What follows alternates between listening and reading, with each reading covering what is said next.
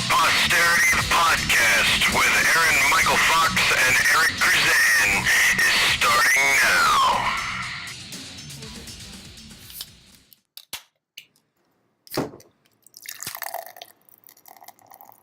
I've already seen twice, by the way. You're listening to ForPosterity, the podcast. 2 times. I've seen that. With Aaron-Michael Fox. You're recording. I thought you were just saying that for the hell of it. Well, sometimes I just say the intro for no reason. All right, with Aaron-Michael Fox and... Oh, Eric Crusan. Talking out of turn. The guy talking over the intro the whole time about how many times he's seen Star Wars already. I've only seen it twice. I'm going to see it again, though. I haven't seen it at all yet. Yeah, it's because you're... Well... You don't care like the rest of us do. That's true. I don't really care that much. But I mean... That's fine. You don't have to care. Is it really going to change that much? Am I going to see a different movie a week ago than I would tomorrow, per se? No, not at all. So... This is episode 18. We're trying to compute how long it's been since we recorded episode 17. We figured it was, like 10 days, basically? 11? Like we recorded on the 17th. We were December 17th, and your demonic device was the day before Star Wars. Yeah, well, they brought it up at the show because it was technically starting that night, and they were like, oh, we're competing with Star Wars. So they were pretty good for competing with Star Wars. Yeah, I didn't get to stick around for the show. It went so well that there were too many people that you couldn't stay for the show. Yeah. How can you tell a show's going great? AMF leaves. Pretty much, yeah. It was a packed house, too many people for me, and hit the road I did. Great show. So everybody that performed did a fantastic job. I loved it. From what you saw of it? Great job for bringing a crowd. Yeah, there wasn't a lot of cussing as people walked out the front of us. Like the good old days. Once upon a time. Yeah, the good times. Yeah, it was good. The old thirsty whale. Yeah, we're not even going to talk about that. So what's your review of the Star Wars movie then? What did you, don't give me plot points, just what did you think of it? It was good. I loved it. You've seen it twice, I assume, yeah. I'm going to say it again. It's good. It's a good sign. See, since I haven't seen it yet, I would extend you want to go see it whenever, but I really don't want, I don't think I can stand to sit beside somebody that's already seen it. That's weird. I feel your reactions. There's going to be too much of check this out. Or no, I didn't do that at all this last time. Like my friend that I went with, He didn't have anything spoiled for him at all, which is weird. That he went this long without having anything spoiled. I know absolutely nothing about it. Nothing. I don't think you could spoil it for you because you don't give a shit. Yeah, I mean, I loved it as a kid, and that's what I liked about this. It feels like the old movie, so it's not like. But I mean, now it's so popular. It's what makes me not care. So you're just weird. You're one of those people. Oh, it's popular, so it's crap. No, I'm not saying it's crap. I'm saying it makes me just not care. Like, that's understandable with other stuff, but this is there was Star Wars, and you should be stoked. As a fan. There was a time when wearing a Star Wars mask or Star Wars costume for Halloween was nerdy, and now it's anti-nerdy.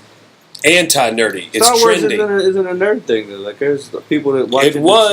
It was. I mean, you don't get to be the fastest movie to sell $1 billion. That's what I'm saying. Now it's not. Just be nerds. There's not that many nerds that's going to make $1 billion that quickly when just nerds seeing it.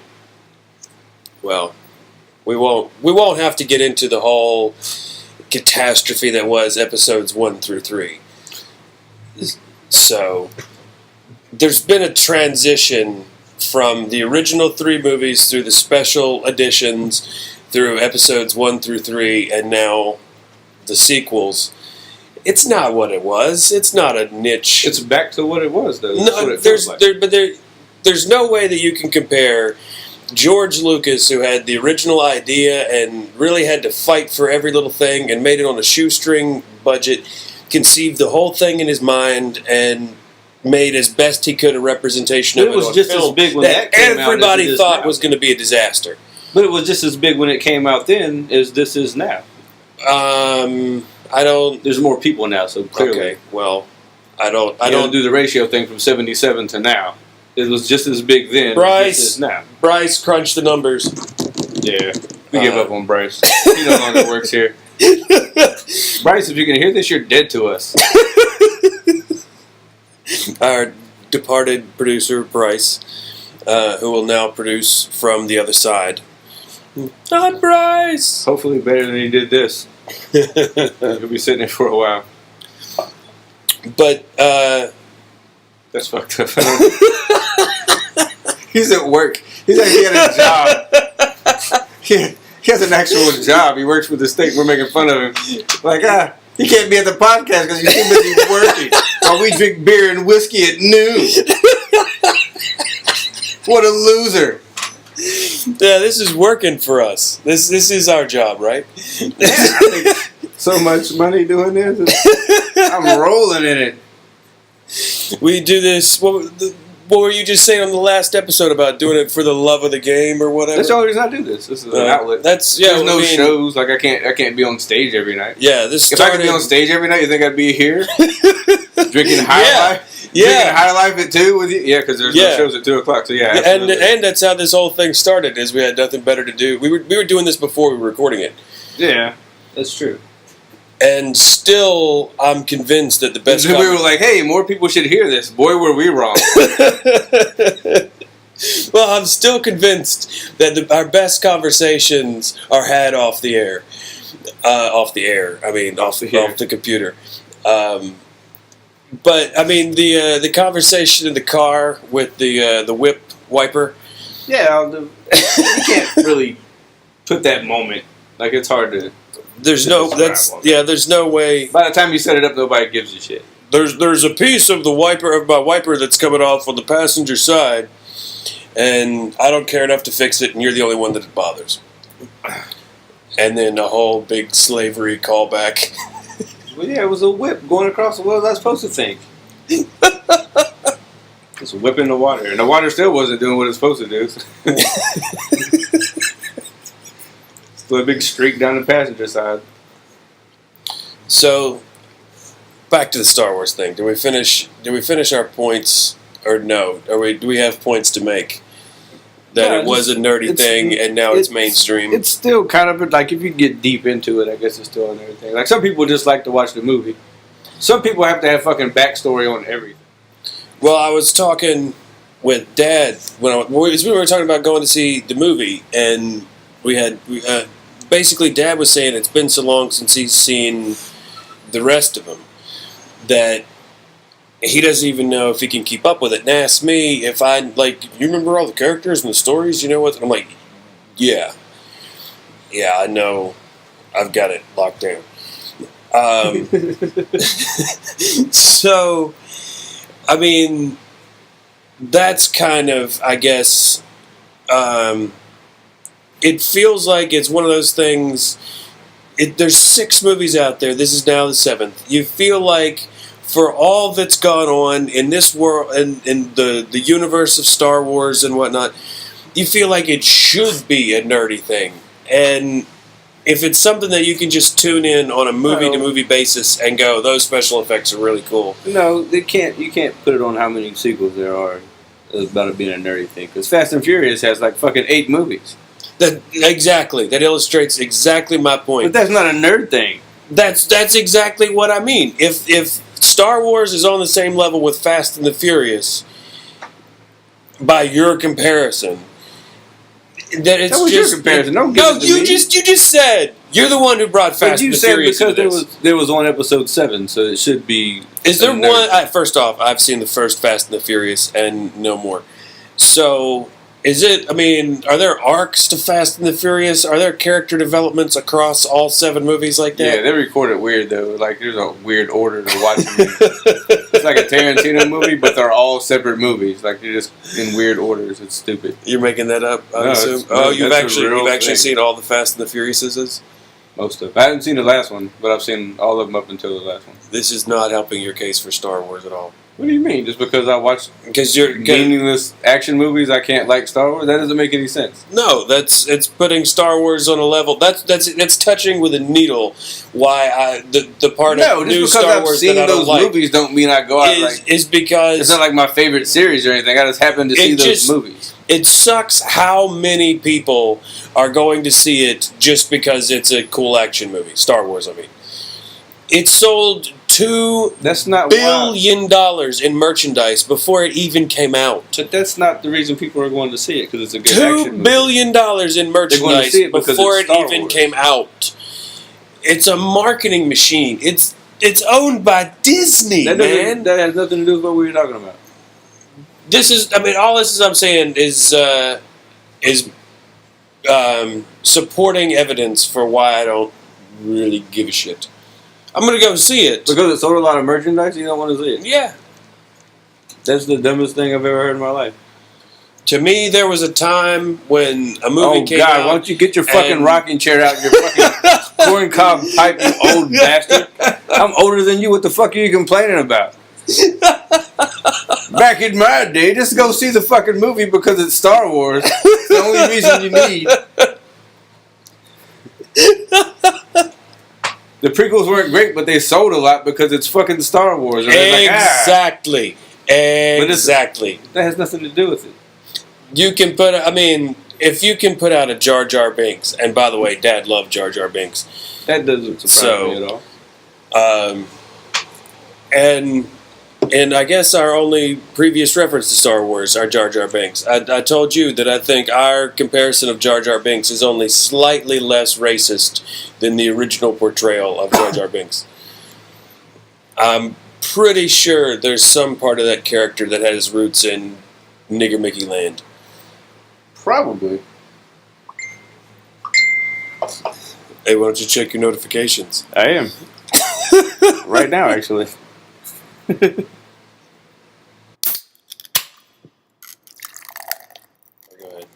Alright, this actually happened. Me and was going to Bryce's house. You know how the homeless people stand on the exit ramps with the signs? Right. You know, with a big, like... Yeah. Anyway, Homeless need whatever. This guy had a little tiny... Like, he had a tiny piece of paper, but there was like a whole fucking paragraph written on it, like it was an eye exam. So they call him over to the window. They're like, hold on, I can't read your sign. And they're like, carefully read the sign. And they say, oh no, never mind. And then just drive away. Wait, you did this or no? You just, oh my God. Like I couldn't read it. It was too small, so I called him over. I was like, come here, let me read the sign there. Oh no, never mind. I thought it was something else. Wait a minute. Wait, what did it say? It was just the whole homeless and Christmas spirit and all this stupid horse shit. Oh my God. And I was just like, so what? Oh no, I thought you were a veteran. Later. So basically, basically. So you refuse to give money to a homeless person because No, I just wanted to prove the because of point. their resume skills. No, I wanted to prove the point that if you're going to What stand if there they with were? What if they were a veteran and doesn't just matter. forgot to write it down? Well, that's his dumbass fault. My point was, don't stand on the corner with a little ass sign with a lot of writing on it that you expect people to be able to read from their car. Get a big piece of cardboard like everybody else and write homeless or vet or whatever the fuck you want, and then, you know, if you want to tell your life story, when they give you change, do that shit. But don't try to write it down and then have me try to read it like I'm squinting at you. Like, first of all, that's a bad sign. Oh man. So I just called him over. Let me read your sign. I couldn't read the sign, and then I read the sign. Oh no, never mind. oh man. I thought. At first I thought that was like a hypothetical. No. And then I realized, no, you actually did this. And I don't know why I wouldn't think that you would, since it's you. Oh yeah, this is not getting to the tutors thing. I have this problem. I just say stuff. But She was struggling counting to 10. that's the tutor story. We're standing in If line. you're selling biscuits, you should know how to count the fucking biscuits. We're You shouldn't standing have in to line stand there. at Tutors, and we order What? It's something. We get 5 biscuits in a Yeah, so we meal. both got 5. Yeah, so we each got 5. Because there's 2 of us, why not? Yeah, we could have easily gotten by on just 4, but we had to get 10. It's going to be a long day.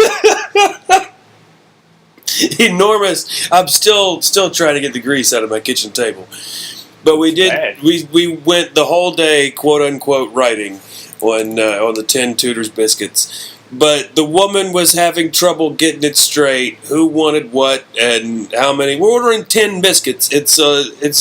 She's taking way too long. It's mess. not complicated. We want like 4 of the sausage biscuits and 2 of the. It was cheese, easy. The egg things. It was easy. Whatever. She should have been able to do it. And Eric says out loud, "What was your line? You could take off your shoes. You can take off your shoes if it helps." Oh my god! And clearly audible. I didn't think she could hear me, honestly. Clearly, Until I audible said to it, and then woman AMF looked at me.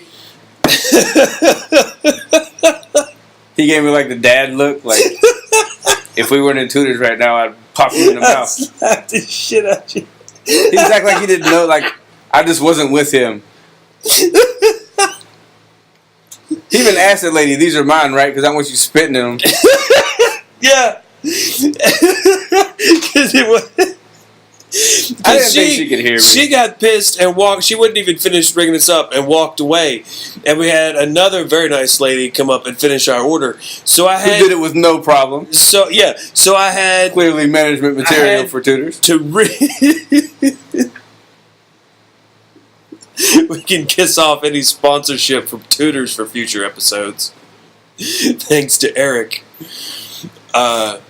Just get better employees. There's nothing wrong with your product. Just how you move it sucks. You're like bad drug dealers. You got the product. Just learn how to fucking move it without hassle. They are pretty damn good biscuits. Yeah, but you can't have meth addicts moving them in the morning. You gotta have people that's alert. They can count to 10. By 2s if necessary. She could count to 10. Like I said, it was two of each biscuit. How do you? It's not that hard. We didn't get 2 of each. Pretty biscuit. much, yes. I don't. We'll have to go. That's why we got 10 of them, because we both wanted 1 of each. Because because there were only like 3 biscuits that we could get. There was like. There was a hash brown None of this biscuit. matters. There was a sausage biscuit. There was an egg biscuit, and then the ham thing. So there were 4 biscuits that we could get. The pepperoni thing, the peppy thing. Oh yeah, the peppy. Yeah, there was 4. So we were getting like 1 of everything, like, and 4 sausage biscuits. Yeah, or something. Yeah, because we got some cheese too. One of them had cheese on it because I remember we were combining, and it doesn't matter. She couldn't count. It doesn't matter. No more than we could just count what we were trying to order. So now I feel bad for saying that to her because I was in the same boat that she was in. Only she's not here ridiculing me. And yet, something about you still makes people want to confess their heroin usage. Oh my gosh! I don't know what it is about me. Just walking up for it. Did I talk about this? Yeah, you told the guy one was last gonna stab episode. me. Yeah. And well, this has happened at Wendy's. Like last night, we were going through the drive-thru, and this lady just for some reason decided to say, "Hey, I'm an ex-heroin addict," and I'm like, "Oh, that's a drive-thru," and I was like, "That's wait, this was through." That came through what, like the menu just told you that, or this was when we went to give the money, and she was like.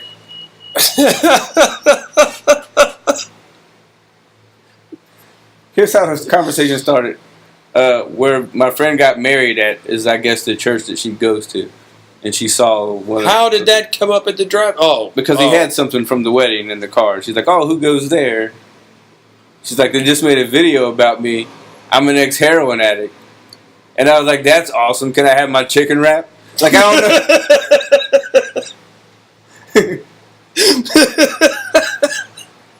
I don't know what to tell you. I don't care, first of all. Yeah, I mean, I could see no other rightful response to that. No, that's only convenient if I need to find heroin. Because I know that you know. But since I only want a chicken wrap, there's no reason to tell me that. Yeah, she's proud of her video, I guess. Or maybe she's just like, you look like you think I stopped. You look like you should probably stop too. I just realized from what I just said where my mind went. My showbiz mind went from she's more proud of being in the video than she is of getting off the heroin. But look, she wasn't on heroin long. First of all, because she was a big lady.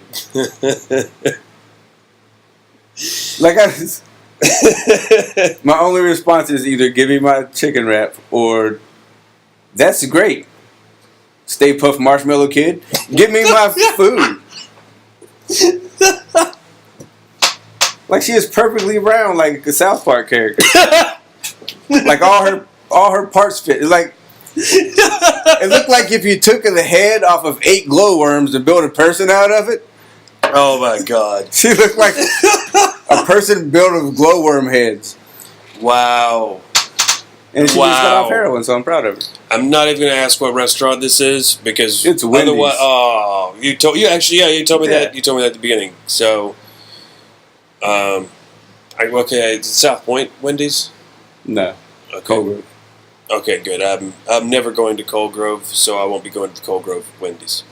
But if you do, say hi to Stay Puft for me, because hopefully she's still doing good.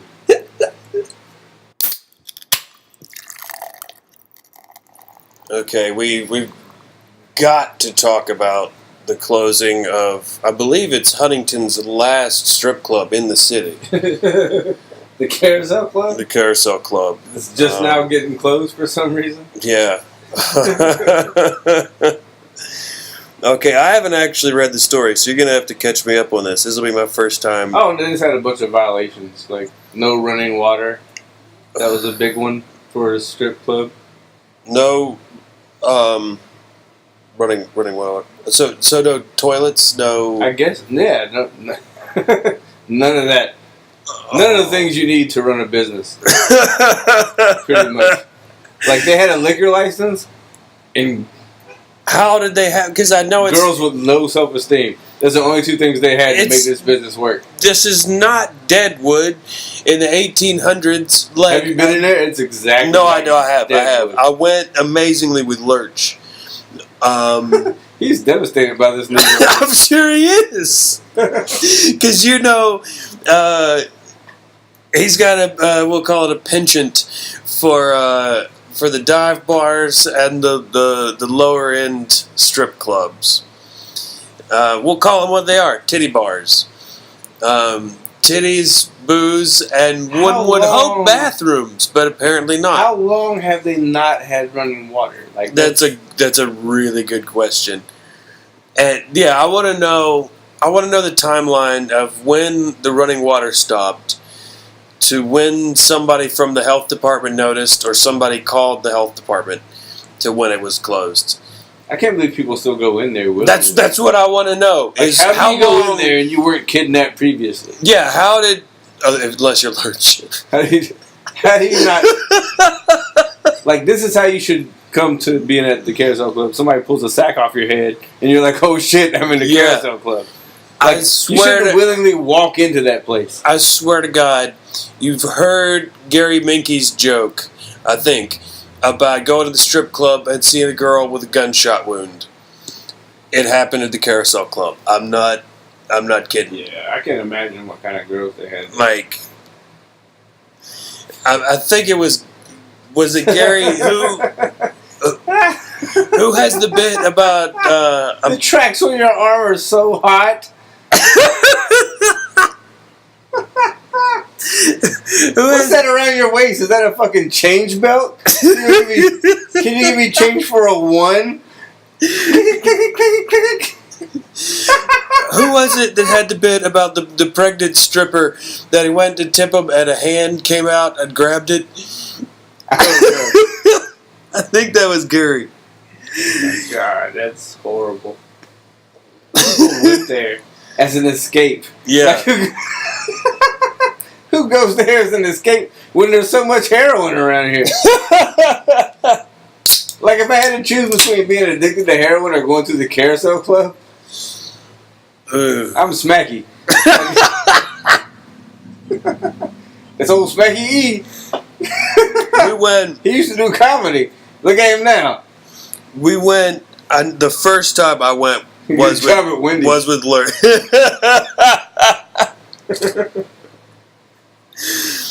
Glowhead is working or that's where she came from. That's how she got clean, I'm guessing. She was at the Carousel Club. And now she's other at job Wendy's. closed, and now I'm giving out chicken wraps to niggas in Cold Grove. My life has changed for the better. They made a video about me at church.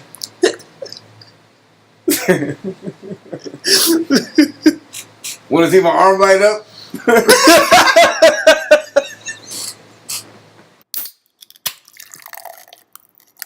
So, we're just back from Christmas break. This is our last show of 2015.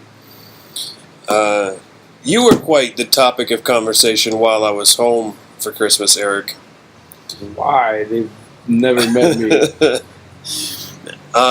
They're actually kind of looking forward to. They kind of want to meet you now, and I kind of want you to meet. Why my do parents. they want to meet me? They don't know anything about me. Well, I feel like no, them. Well, like I messaged you, I'm pretty sure they don't think we're gay, but they might think you're gay. That doesn't make any sense. Why would they think I was gay? Well, really, it just came out of Bryce's Deliverance Cabin thing. Because the way this whole thing started was that I was basically giving you a play-by-play while I was home. And with your commentary. Which I gotta admit was quite amusing in the moment. Oh, God, I just got the Donald's picture in the Santa's sack. Oh, God. Yeah. But no, this all started basically when my granddad said that he was looking forward to dying at the Christmas dinner table. That's cheerful. Yeah, that's like my favorite story that basically sums up kind of this demographic when I'm at home. Is everything is death and destruction with my granddad. He's got his hair cut as short as possible because he basically wants to look like he's got cancer. He wants people to think that he's had cancer because he's thought he was going to die of cancer for 30 years now. But my favorite story on this is it's wintertime. It snowed a little bit. This is not this year. It snowed a little bit. Sidewalks icy. And he says to Mom, need to get out and clear that sidewalk. And Mom's, yeah, I'll get to it. Oh, you need to clear that sidewalk. I'll get to it. Yeah, you say that, and then you go out there and you fall down and slide over the hillside and slide all the way down the hill into the creek, and they don't find you until the spring thaw. And Mom's answer to this is, why do I always have to die in these scenarios? Why can't I just be horribly maimed one time? And dead serious, you completely just, you say that now until they find you next spring. Like, this has actually happened in the future that is certain in his mind. That's the scenario that he lives in all the time. So, fully not outside the realm of expectation for him to say that he's looking forward to dying at the dinner table. Do you guys humor him? Like, yeah, us either. No. Where was you, Pop? This is the scene, basically. Mom completely skims over it. Dad is vibrating with anger, and I'm randomly laughing. Because, like I messaged you, I said that I was this is when you called me an opportunist. When I said that basically my entire relationship to the situation is mining it for material. Because this is a character that is ripe for American cinema, American TV. This is somebody that the world has to know. It's just Clint Eastwood, only less mobile. No. Well, I could see a Clint Eastwood comparison. Because he's a World War II vet. That means he can go to the VA for anything. So at least, I'm going to say 2 to 3 times a month from what Mom and Dad were saying. Anytime he wants some sympathy, if he's got a hangnail, if he's got the sniffles, he goes to the hospital so that he can call and say that he's in the hospital. And sure enough, true to force... She's a drama queen. A little bit, yeah. True to force, he's over at the house for Christmas dinner on Friday. Friday's good. Friday. Sunday, he calls to tell Mom he's in the hospital. But again, he can't... You know that turkey you fed me? No, that was a good point. We had Christmas ham, and Mom's got this beautiful spread. You know, all the way we got potatoes and green beans and vegetables and sweet potatoes and the Christmas ham and all this. And he walks in, and the first words out of his mouth, as opposed to regular ham, which is the same thing.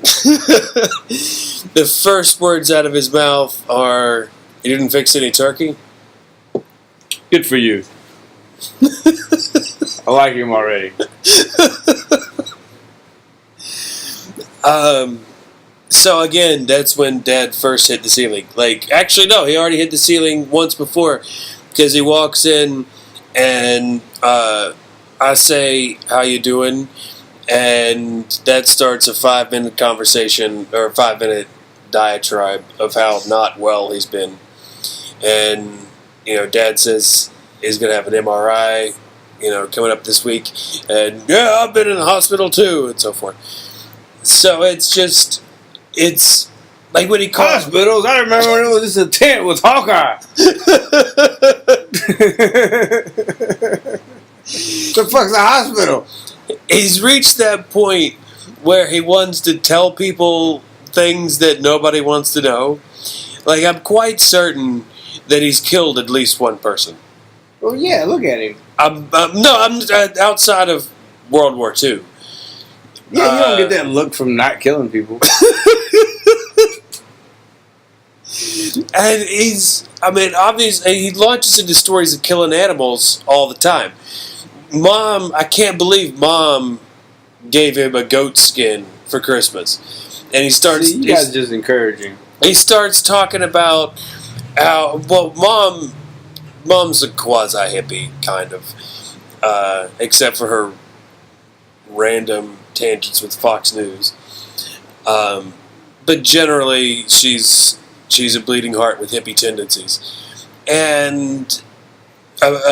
traditional wisdom says that goat skin has some kind of healing property to it. No, it's the skin of an animal. I agree.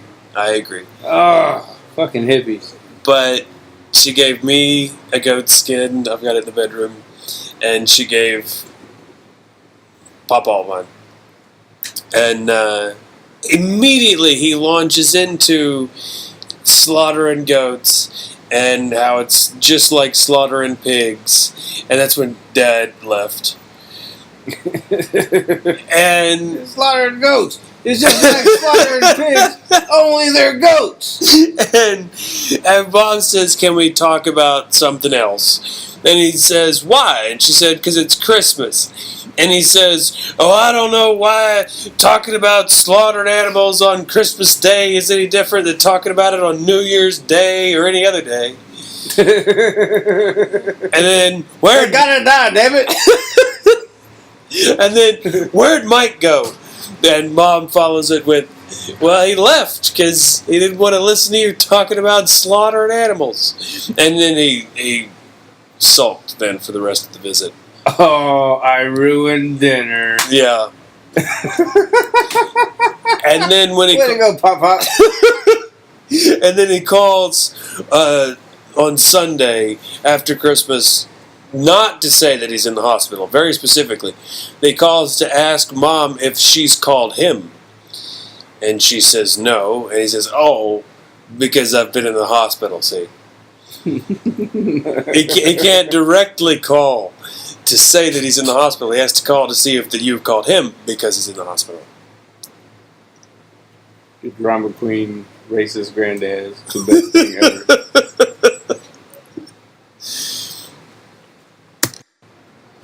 because I told them that, like, when we're messaging back and forth, like I described, like I said, you're spending New Year's Eve at Bryce's cabin, like just the two of you, I guess. Yeah, pretty much. Is that the situation? Yeah. He's supposedly married with children, and he's spending New Year's Eve with you in a cabin in the woods. You can see why that might raise an eyebrow. No? I don't, actually. No? All right.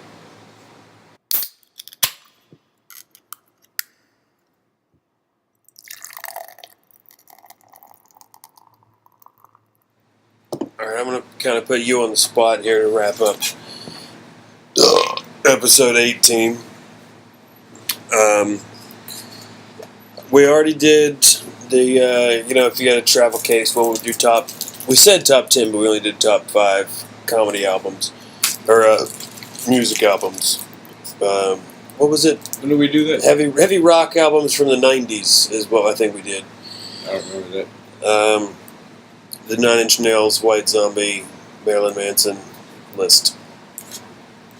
So, while we just finished watching some clips from Richard Pryor live in concert, and while I was there, I saw basically my favorite comedy CDs. I mean, this was the stack that it was in. So, I was going to read off my list here. Chris Rock, Bring the Pain. Tim Allen, his first 2 specials, Tim Allen Live, the special before Home Improvement, and then the special after the first season of Home Improvement. Really? Yeah. Tim Allen. Yep. Like I say, first 2 albums. Chris Rock, Never Scared. 2 Chris Rock albums? Yeah.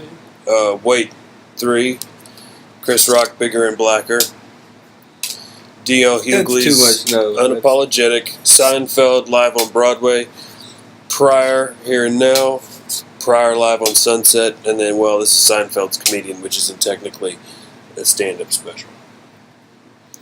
So, that's what I've got here at hand as... It's too much Chris Rock. Really? Yeah. Okay, so what's your top 10? I mean, like I said, I'm putting you on the spot. It's offhand, but... Top 10? You can go 5. Go as many as you like. Well, can I condense you There's can no all 3 rules. Chris Rocks I gotta have all 3 Mitch CDs in the one thing. I could just be one, right? Sure. So I'll take Mitch. Hedberg? Yeah. Right. So any of his actually. Damn, this just put me on the spot. Patrice O'Neill. Right, okay.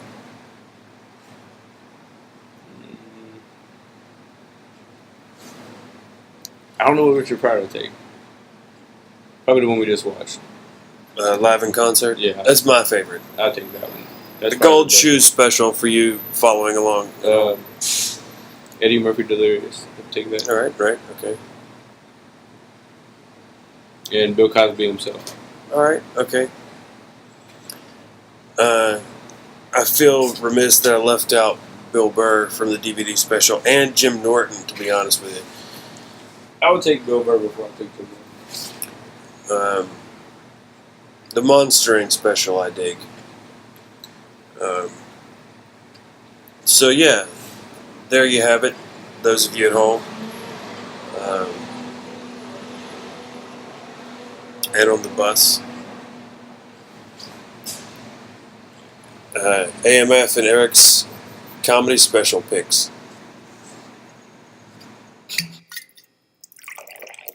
So we were originally done with this episode, and then we saw that Lemmy from Motorhead died. Lemmy Kilmeister. Yeah. So, yeah. I liked him. I'm a Motorhead fan.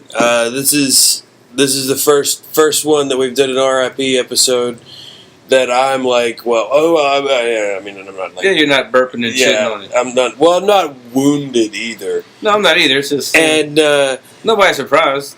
No. I mean, you sound like he's dying forever. Well, yeah, what was... Like every song, I thought, this is the end. He's not getting up anymore. The ace is paid. The ace is I don't paid. know how you could do that for so long. I just want to. You ever just want to go back in time and be in the room when somebody's like, "Hey, you got a really good singing voice." You ever thought about doing that for a living? Because the same conversation happened with AC/DC with that guy too. It's like, hey, and do that a lot. Coming out of that time period up against, I mean, what's coming out of the 70s? Well, I mean, you know, Lemmy was like, I can't sing, and he was like, Lemmy, trust me on this. You don't have to be able to sing. For your style of music, just you don't have to be able to sing. Just bark. Bob Dylan can't sing. Tom Petty can't sing. You write good songs. Yeah, just write good songs and then just fuck them up by going. I gotta admit, because we just listened to several Motorhead songs and covers and whatnot. We just ran through the tribute playlist. The Lemmy's version of Enter Sandman, god awful. Yeah. The music was fantastic. Lemmy was god awful. Which is weird because he sang it just like James. Like it's not same style. Say your prayers with the one. Yeah, it's a little scarier actually when he does it. And a little drunkener and a little more off time. Yeah, so R.I.P. Lemmy. Yeah, we'll miss you. Not a lot. I mean, but honestly, 3 days it's gonna be New Year's. I'm gonna be like, who? Oh yeah, I forgot about that. He just died. Really? It's gonna be like it just happened. That was last year. Yeah. Do you know what's more important than that? Scott Weiland. And we're still looking forward to Rob Zombie dying. You might be the third, Rob. We got our fingers crossed.